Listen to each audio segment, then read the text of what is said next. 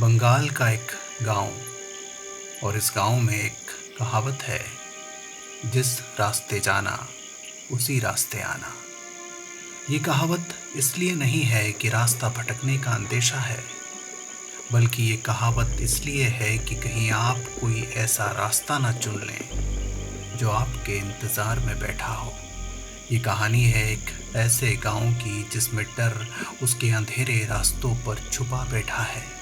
वैसे तो गांव में आने जाने के कई रास्ते हैं, लेकिन फिर भी उस गांव के लोग सिर्फ एक ही रास्ते का इस्तेमाल करते हैं और उस पूरे रास्ते पर गांव वालों ने अपने इस्तेमाल किए हुए जूते चप्पल छोड़ रखे हैं। ये जूते चप्पल ऐसे ही पड़े हुए हैं उस रास्ते पर, सिर्फ ये दिखाने के लिए कि ये रास्ता इंसानों के इस्तेमाल का रास्ता है।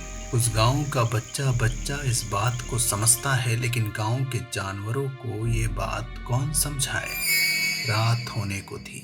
30 साल का नरेंद्र सोने से पहले अपने घर के बाहरी हिस्से में बंधे जानवरों को पानी पिलाने आया था और तभी उसने देखा कि उसका एक बैल गायब है।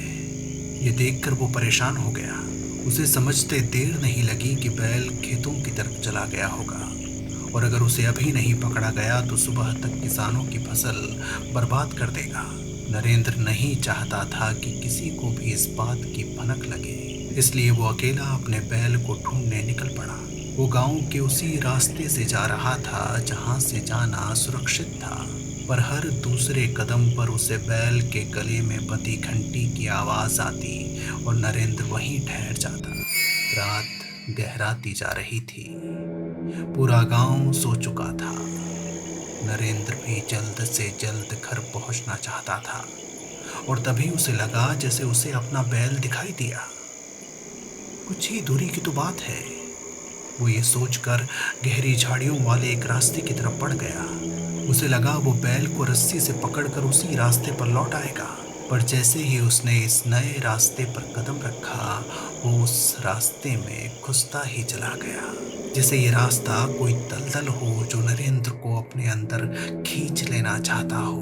नरेंद्र जैसे ही पीछे मुड़कर देखने की कोशिश करता, उसे घंटियों की आवाज आती और वो आगे बढ़ जाता।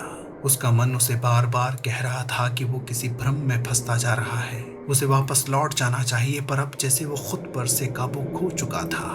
कुछ देर के बाद वो ये भी भूल गया कि वो यहाँ अपने बैल को ढूंढने आया था।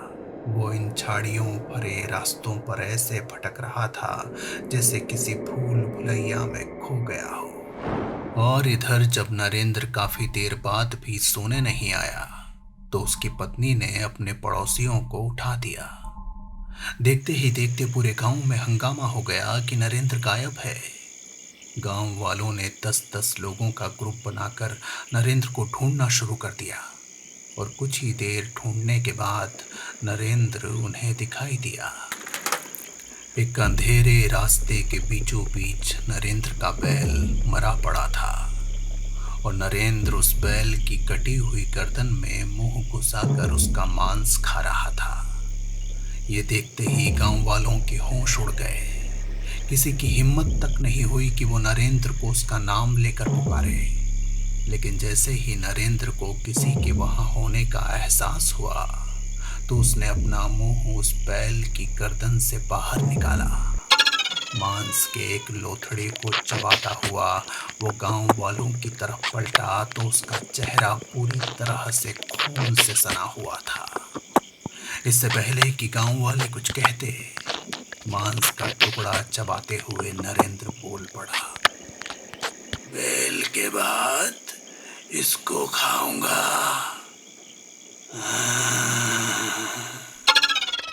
गांव वाले समझ गए कि उन्होंने नरेंद्र को ढूंढने में बहुत देर कर दी है, लेकिन फिर भी उनमें से कुछ ने थाली पीटना शुरू कर दिया ताकि थाली की आवाज सुनकर बाकी गांव वाले भी वहां आ जाएं।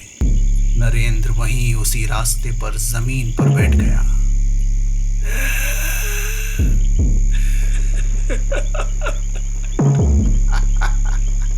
कुछ ही देर में बाकी गांव वाले भी वहां आ गए। उनमें से कुछ के हाथ में मुर्गे थे तो कुछ बकरों को रस्सियों से खींच कर ला रहे थे। भीड़ के जमा होते ही एक बूढ़ा आदमी आगे आया। उसके एक हाथ में छुरा था और दूसरे हाथ में एक बड़ा सा थाल। पीतल के इस थाल में सिंदूर भरा हुआ था। किसी ओझा की तरह दिखने वाले इस आदमी ने पहले सिंदूर को हवा में उछाला, फिर अगरबत्ती का एक पूरा पैकेट जलाकर जमीन पर गाड़ दिया। उसके बाद उसने अपने चेहरे को उसी सिंदूर से लाल कर लिया। फिर उसने एक तेज छुरे से मुर्गियों के पैर काटकर नरेंद्र के सामने रख दिए।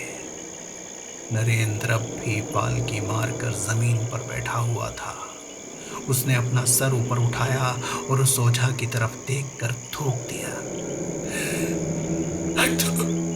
ओझा के चेहरे पर डर फैल गया।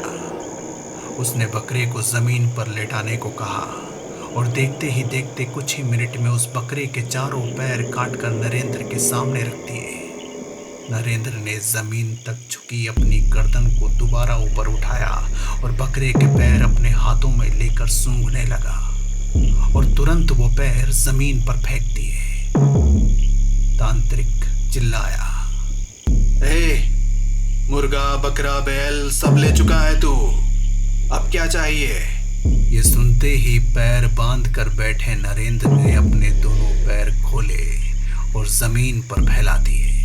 ओझा के साथ साथ वहां खड़े हर आदमी के चेहरे का रंग काला पड़ गया। ओझा ने पीछे देखकर कुल्हाड़ी देने को कहा। कुल्हाड़ी ओझा के हाथ तक पहुंच गई। ओझा आगे बढ़ा। नरेंद्र अपने दोनों पैर फैलाकर जमीन पर लेट गया और आसमान की तरफ देखकर हंसने लगा।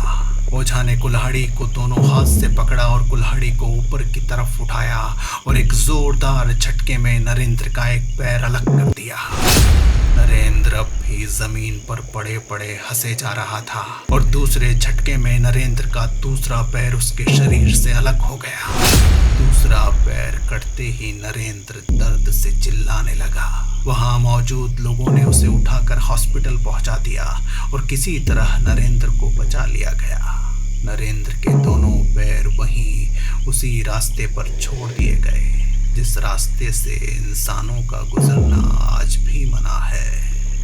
कहते हैं इस गांव में नरेंद्र के अलावा 7 लोग और हैं जिन्हें जिंदा रहने के लिए अपने पैरों को गंवाना पड़ा। इस गांव में ये सब क्यों हो रहा है कोई भी पूरी तरह से नहीं जानता।